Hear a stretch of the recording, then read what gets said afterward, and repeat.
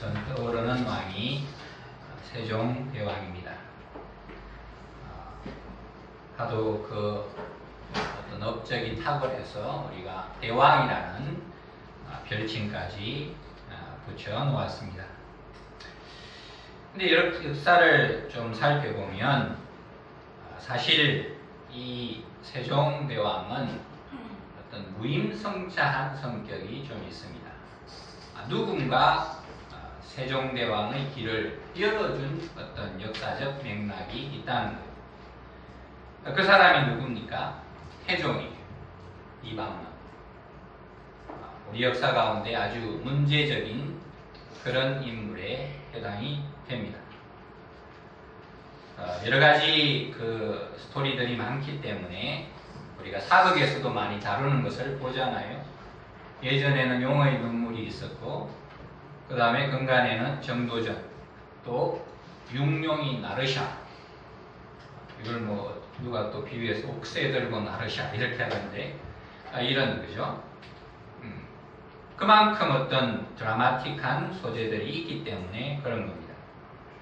근데 우리가 이 태종 이방원을 기억할 때 좀 어떤 비정한 그리고 폭력적인 그런 어떤 이미지가 우리 가운데 각인되어 있습니다. 왜냐하면 그 사람의 손으로 정몽주 선생을 죽였고, 또 혁명 동지지만은 결국 정도전마저 이방원의 손에 죽었고, 또 그 이후에 1, 2차 왕자난을 겪으면서 형제들, 외척들, 그죠? 피부치마저 죽이는 이런 어떤 피의 역사가 있기 때문에 우리가 그런 생각을 가지게 됩니다.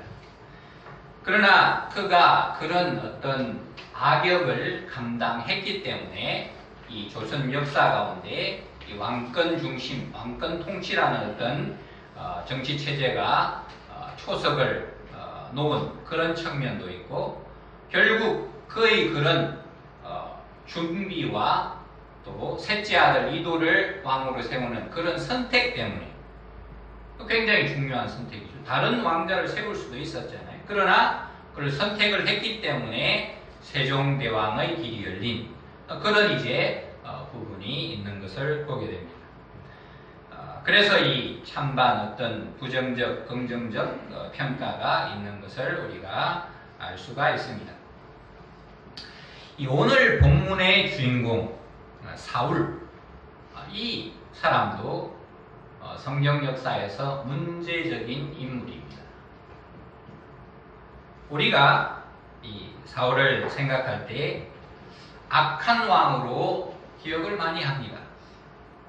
그리고 그 사울 옆에 바로 다윗이 있었기 때문에 다윗이 부각되면 될수록, 우리가 지금도 다윗 하잖아요. 이 다윗이 부각되면 될수록 사울의 그 그림자가 짙어지는 것을 우리가 알 수가 있습니다. 그런데 여러분, 다윗이나 사울이나 누가 세웠습니까? 이게 중요한 겁니다. 오늘 말씀 배경이 그 사실을 우리에게 알려주는데, 사울이나 다윗이나 다 하나님께서 그들을 부르시고 세웠다는 것. 이것이 중요한 사실이면서 어떤 믿음의 아주 어려운 어떤 딜레마를 우리에게 던져주고 있습니다. 자, 그러면 우리가 이런 질문을 할 수가 있습니다. 하나님께서 사울을 세우셨는데 하나님이 실수하신 것, 하나님의 어떤 선택에 실패가 있으신 건가? 여러분, 이 질문이 나하고 상관없을 때는 괜찮아요. 그러나 어떤 믿음의 인물이라고 하면서도 그 사람의 악행이, 그 사람의 어떤 어려움들이 나에게 손해를 끼치고 나에게 어떤 어려움을 주고 나에게 심한 핍박이 오고 내가 힘든 경우를 당할 때 이 질문은 굉장히 우리에게 중요한 어떤 퀘스천을 던지고 있게 됩니다. 나는 전심과 성심으로 하나님을 섬겼는데 왜 이런 어이없는 결과와 반응들이 그 사람으로 인해서 나한테 생기나? 하나님 왜 이러시는 거죠? 하나님 저는 할 만큼 했는데 왜 이러시는 거예요? 억울한 거죠. 그러면서 그 질문에는 하나님이 뭔가 잘못하시지 않았나? 하나님께서 뭔가 이상한 일을 하시지 않았나? 하나님께서 일을 잘못 처리한 것 아닌가? 그렇지 않으면 이런 일이 왜 나에게 벌어지나? 이 질문을 하게 되는 것입니다. 여러분, 이게 우리 신앙의 아주 중요한 통기점이 됩니다. 왜냐하면 여기서 우리의 방향이 원망이 나오고 여기서 어떤 불평이 나오고 그러면 계속 불신앙의 방향으로 가게 돼 있습니다. 우리 삶에는 침체가 답답하고 영육이 병들어가는 이런 상황이 생길 수밖에 없습니다. 그러나 바로 그 지점에서 이것은 하나님의 놀라운 경륜 가운데 이루어지는 것이다. 그래서 더욱더 믿음으로 나아가면 그 사람에게는 하나님의 깊은 뜻이 펼쳐지기 시작합니다. 중요합니다. 이런 믿음의 사람 다윗에게 가장 힘든 질문이 바로 이거였습니다. 그 사람이 13년 정도 도피 생활을 하잖아요. 그에게 제일 힘든 질문은 하나님, 저 사울왕을 하나님께서 세우셨습니까? 이거였어요. 육신으로 어려운 것은 감당할 수 있었습니다. 그러나 이 질문이 다윗을 넘석할 때 다윗은 꼼짝할 수가 없었던 거예요. 하나님, 이것을 하나님께서 하셨고 하나님께서 부르시고 세우신 일입니까? 여러분, 이스라엘 땅이 우리 경상도만 하거든요.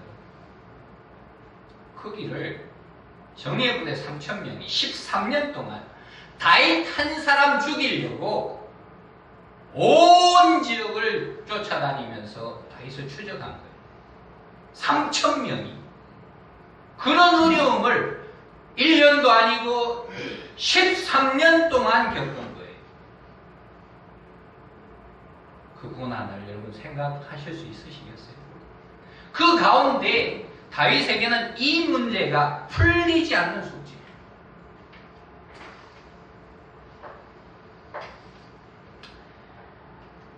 여러분, 이 사울은 우리가 성경에서 보잖아요. 굉장히 간교한 인물입니다. 보통 단수가 아니에요. 간교하고 악하면서 다윗을 치고 들어가기 시작합니다. 이런 상황이 우리 신앙 여정 가운데도 생길 수가 있다. 그때 우리는 어떻게 믿음으로 나아갈 것인가? 그러면 좀 뒤쪽인데 사무엘상 21장을 보면 이 다윗이 사울 왕의 칼날을 피해가지고 모압이라는 땅으로 가서 좀 지냅니다. 그때 거기서 이 제사장 아히멜렉을 비롯해서 여러 사람들이 잘 대해줘요. 막 웰컴 해주고 먹여주고 또 같이 예배도 드리고 그러면서 성찬도 나누고 이런 이제 여러 가지 일들을 합니다. 그렇게 도움을 받았어요. 그리고 이제 또 다윗은 다시 도피길에 오릅니다. 그런데 이 높 사람들이 다윗을 도운 일이 사울 왕의 안테나에 걸립니다. 그러니까 지금 이 사람들이 다윗 타로 찍히게 돼요. 그러면서 사울의 피의 보복이 시작됩니다. 그 22장 이후를 보면 제사장만 85명이 학살을 합니다. 그리고 거기에서 멈추질 않고 사울이 분이 안 풀린 거죠. 그 성에 있는 남녀 아이들, 어른들은 말할 것도 없이 남녀 아이들 심지어 젖먹이까지 싹 죽여버려요. 그것도 모자라서 소나 나귀와 양까지 잡아먹는 게 아니라 다 죽여버려요. 그런 처참한 피의 학살이 일어납니다. 그 후에 다윗이 그걸 들었어요. 그 밤에 다윗이 잠을 잤겠어요? 제 짐작인데 다윗은 피눈물을 흘리면서 하나님 앞에 통곡을 했습니다. 하나님 왜 이런 일을 허락하십니까? 목 놓아 울었을 거예요. 그런데 여러분 그죠? 조금 뒤에 사무엘상 24장에 가면 참 이상한 일이 하나 벌어집니다. 너무 이해가 안 돼요. 어떤 일이냐면 다윗이 쫓겨다니면서 엥게디 굴에 숨었는데 사울 3,000명 군대가 사울과 함께 쫓아다니다가 피곤했는지 그 엥게디 굴로 들어와가지고 이 사울 왕이 다른 사람은 물리고 자기 혼자 그 굴에서 피곤했는지 자요. 고온하게. 굴 안에 누가 있어요? 다윗이 있는데. 자, 그래서 이 사울 혼자 고온하게 자고 있는 그 옆에 와서 다윗이 사울의 옷자락만 조금 베고 합니다. 옆에 있던 다윗의 부하들이 죽으려고 그래요. 하나님이 주신 기회입니다. 하나님이 지금 기회를 허락해 주신 거예요. 저 같았으면 한 방에 심장을 찔러서 죽여버렸을 건데. 그러면 정권이 바뀌잖아요. 다윗의 시대가 열리잖아요. 부하들도 그렇게 얘기하고. 근데 이 미친놈의 다윗이 그렇게 하지를 않습니다. 왜입니까? 오늘 말씀 때문입니다. 그는 여호와의 기름 부음을 받은 자라. 나중에 저만큼 사울이 가는데요. 다윗이 큰 소리로 왕이여 부르면서 거기 넙죽절까지 해요. 미친놈이 미친놈. 어떻게 이렇게 할 수가 있어요? 이렇게 절호의 찬스를 어떻게 이렇게 날려보낼 수가 있습니까? 여러분, 여기에는 아주 깊은 믿음의 방향이 들어있습니다.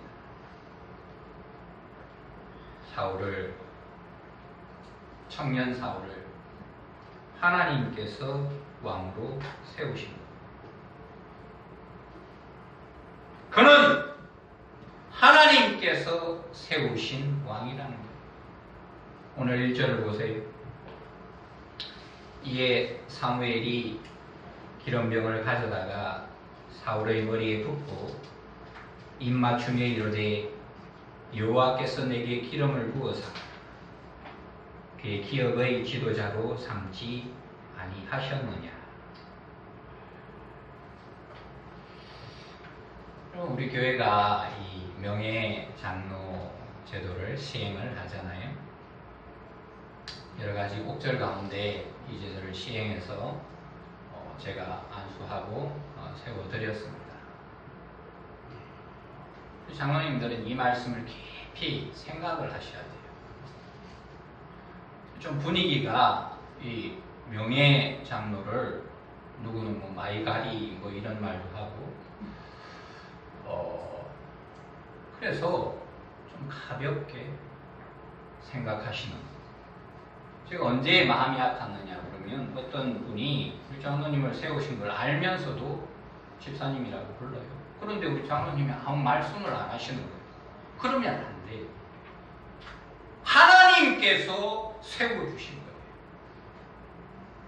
그 직분을 하나님께서 세우신 줄 알고 당당하게 그 직분을 감당하셔야지. 그 쭈삣쭈삣 하시면 어떡해요? 그게 마음이 아프더라고요.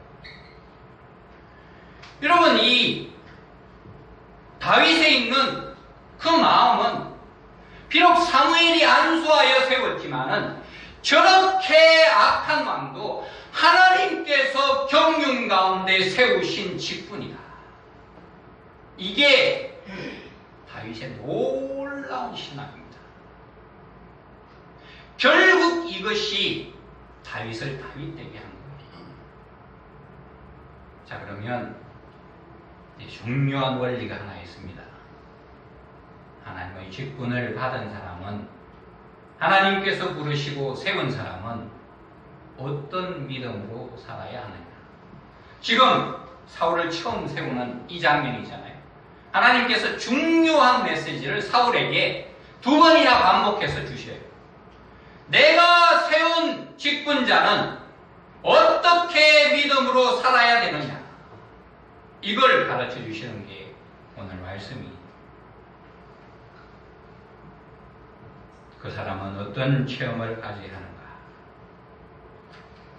하나님 말씀이 그대로 나에게 이루어진다는 믿음의 체험을 가져야 된다. 여러분, 이게 너무 중요합니다.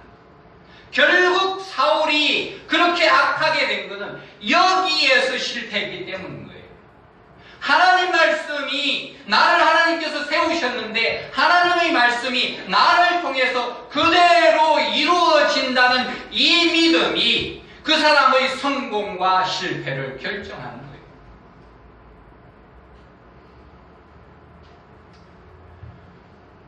여러분, 하나님 백성은 하나님께서 그 사람을 세우실 때, 저뿐만 아니고 여러분 다 마찬가지입니다. 세우시고 부르셨을 때 여러분을 통해서 하나님 말씀이 이루어지고 하나님 말씀의 통로가 되기를 원하십니다. 여러분, 그렇게 될 때 이건 그 사람의 영광이 돼요. 그렇게 될 때 거기서 감사가 나타납니다. 그리고 그 삶에 대한 깊은 기쁨과 만족이 있습니다. 또 하나님은 그 사람을 높이시고 존귀케 하셔요. 그 사람이 하나님 말씀의 통로가 될 때. 그런데 이 사울에게 어떤 문제가 생겼냐 하면 다윗이 출현을 했어요. 그전에는 잘하는 것 같았어요. 다윗이 출현을 하는 그 시점에 이 사울 본 바탕에 있는 깊은 마음이 하나 드러나기 시작했어요. 그게 뭐냐 하면 이 사울이 하나님 말씀이 이루어지는 통로로 자기가 역할되는 것이 아니라 그 부산물인 열매, 권력이죠. 이 권력에 꽂혀 있었어요.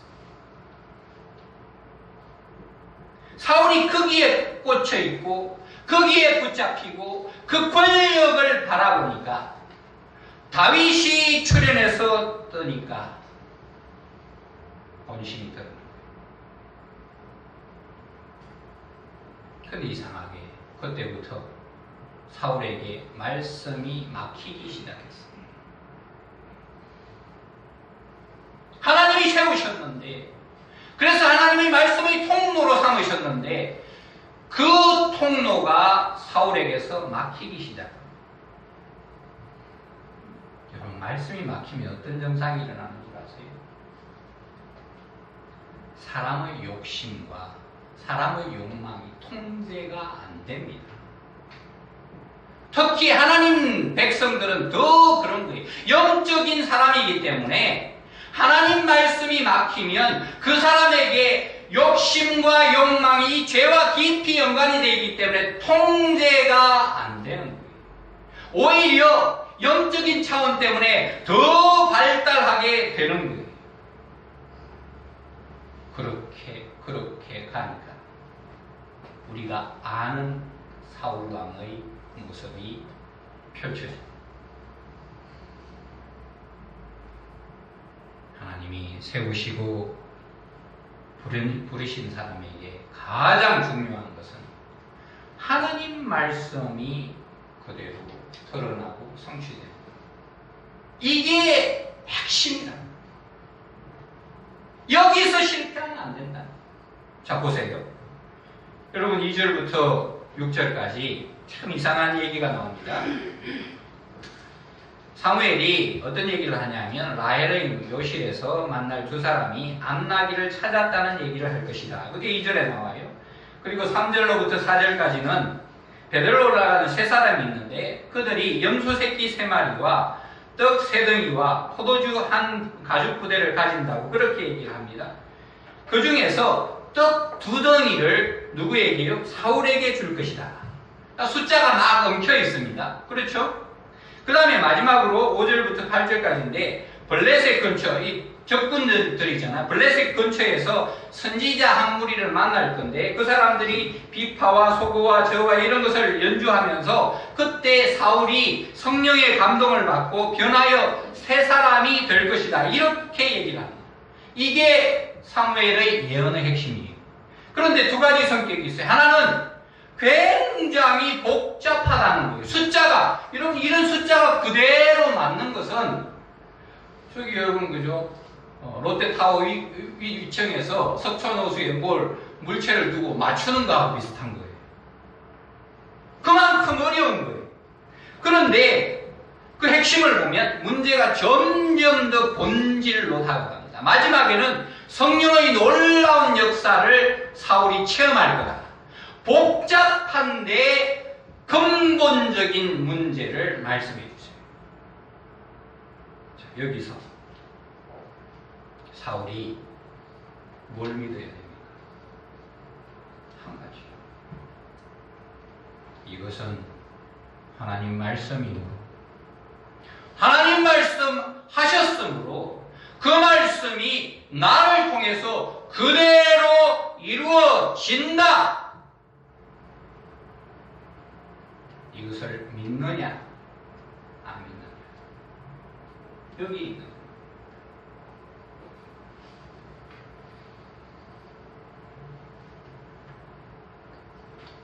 사울이 여기서 깨달아야 하는 것이 뭐냐 하면 하나님의 말씀은 나를 통해서 그대로 이루어진다. 그러면 사울의 사역 가운데 사람들이 사라지고 사람의 말들이 사라지고 하나님 말씀이 오로지 성취되고 이루어지는, 그래서 하나님께서 사울을 책임지시고 사울의 나라를 책임지시는 이 믿음의 원리, 이게 이루어진다는 거예요. 이게 사울에게 요청한 믿음이고 이게 하나님께서 우리를 부르신 그 목적에 해당이 되는 거예요. 여기 보세요. 7절에 보시면 이 징조가 내게 임하거든 너를 기회를 따라 행하라. 하나님이 너와 함께 하시느니라. 이 믿음을 가지고 담대하게 나아가 하나님께서 역사를 이룰 것이다. 그리고 9절을 보세요. 하나님이 새 마음을 주셨고 그날 그 징조가 어떻게 해요? 다 한번 같이 해볼까요? 그 징조가 어떻게 해요? 다 응하. 하나님 백성에게 이 체험이 너무너무 중요하다는 거예요. 하나님 말씀이 그대로 이루어지는가? 내가 하나님 말씀을 따라갈 때 내가 바라는 하나님의 은혜와 축복이, 하나님의 부흥이, 하나님의 형통과 평강이, 번영의 역사가 나를 통해서 주어지는가? 이게 사울을 향한 질문이에요. 이게 오늘 여러분과 저를 향한 질문입니다. 가정에, 교회에 은혜와 축복이 필요하잖아요. 부흥이 필요하잖아요. 형통이 필요하고 평강이 필요하고 번영의 역사가 필요하잖아요. 하나님께서 그것을 허락하시기 전에 하나님께서 여러분과 저를 부르셨기 때문에 하나님께서 이것을 사울에게처럼 동일하게 물으시는 거예요. 너를 통해서 나의 말이 이루어지는 것을 그대로 믿느냐? 하나님 그걸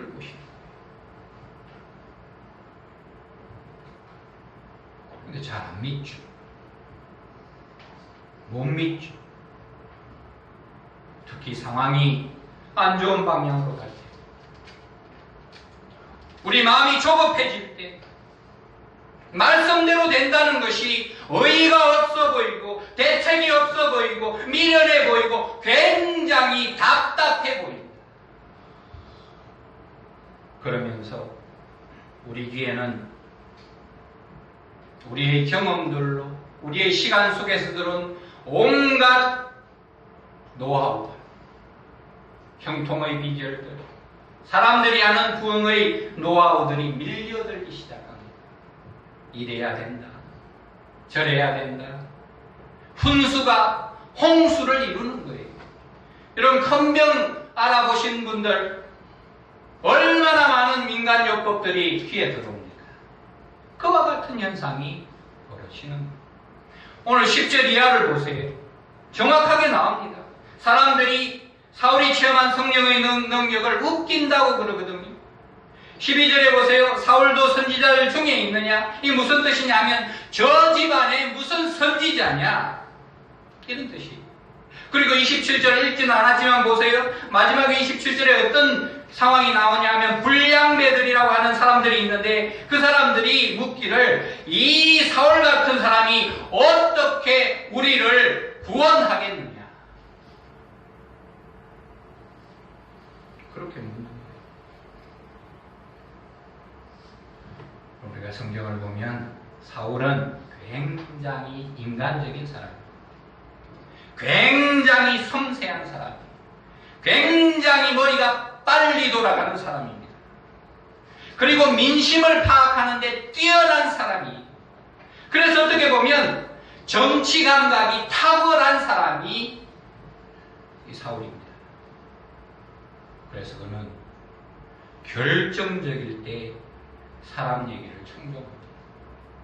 결정적일 때 사람의 마음을 붙잡으려고 노력을 합니다. 결정적일 때 사람 마음에 있는 것들을 극대화시켜 주려고 그 방향으로 나아갑니다. 그런데 거기에는 문제가 하나 있어요. 사람 마음에 있는 욕망, 사람 마음에 있는 욕심과 탐욕과 권력, 그것과 연계되어서 역사하는 죄와 죄성을 통제하지를 못하는 거예요. 그러니까 결정적일 때 죄가 왕노릇하는 거예요. 그 상황이 사울 자신과 이스라엘을 어떤 상황으로, 어떤 비참한 상황으로 몰고 갔는지 우리가 성경에서 보잖아요. 문제는 거기서 시작된 거예요.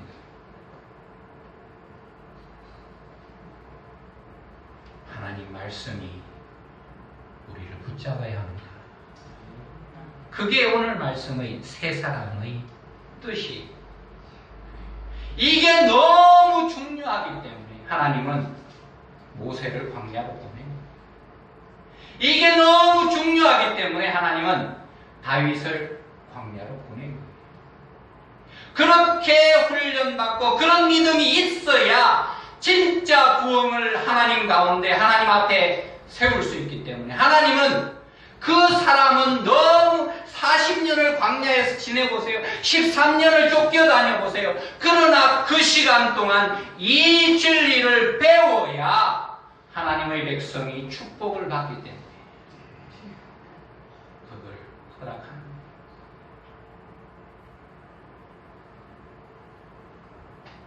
다시 한번 보세요.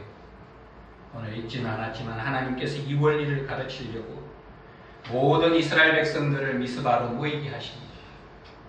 그리고는 17절 이하를 보세요. 청명식 모든 지파를 오게 하고서는 베냐민 지파를 하나님이 뽑아내십니다. 정확하게. 그 다음에 마드리 가족을 뽑아내십니다. 그 다음에 그 중에서 기스의 아들 사울을 뽑아내십니다. 하나님 말씀이 이루어지는, 하나님은 하나님 말씀을 이루어서 하나님 백성들에게 구원을 주시고 축복을 주시고 은혜를 주시는 이 원리를 가르치기 위해서 일을 하신 거예요. 사랑하는 성도 여러분, 여러분을 하나님께서 부르시고 세우셨다는 것을 믿으십니까? 하나님의 살아계심을 믿는 여러분 되시기를 바랍니다. 하나님께서 살아계신다는 것을 믿으시고 그분의 말씀이 그대로 이루어진다는 것을 믿으시고 이 신실하신 하나님